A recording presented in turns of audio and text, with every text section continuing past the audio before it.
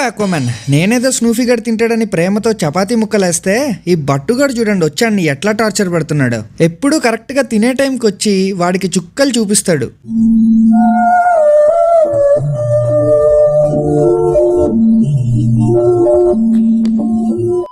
పోనీ వాడన్నా తింటున్నాడా అంటే తినడు, వాడు తినలేడు కూడా, వాడికి తినడం ఇష్టం లేదు కూడా. కానీ జస్ట్ స్నూఫీ గడిని తిననీయకుండా కెలకాలి అంతే. స్నూఫీ గడి తినడానికి వస్తే వాడిని పొడవాలి, అది వాడి స్కీమ్. చూడండి ఎట్లా వెళ్తున్నాడు అసలు వాడి మీదకి. ఇన్ని అవమానాలు భరిస్తే ఇంకా ఎందుకు ఇక్కడ పనిచేస్తున్నారు? రిజైన్ చేసేట్టుగా. నేను ఏమైనా గవర్నర్ ఉద్యోగం చేస్తున్నారా బాబు రిజైన్ చేయడానికి? ఇక్కడికి రావడమే మన చేతుల్లో ఉంటుంది, కానీ పోవాలనుకుంటే పైకి తప్ప బయటికి వెళ్ళలేము.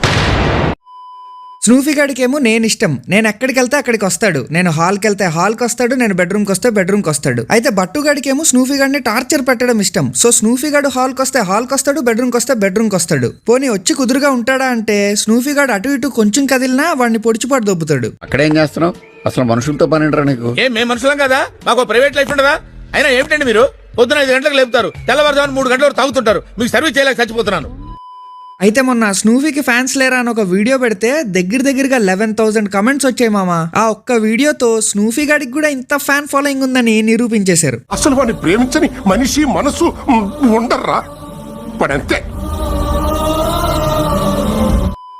హాబీలో జాయిన్ అవ్వడానికి సింపుల్ గా సబ్స్క్రైబ్ కొట్టి పెట్టుకోండి. నేను మీ రఘురామ్ రాజా.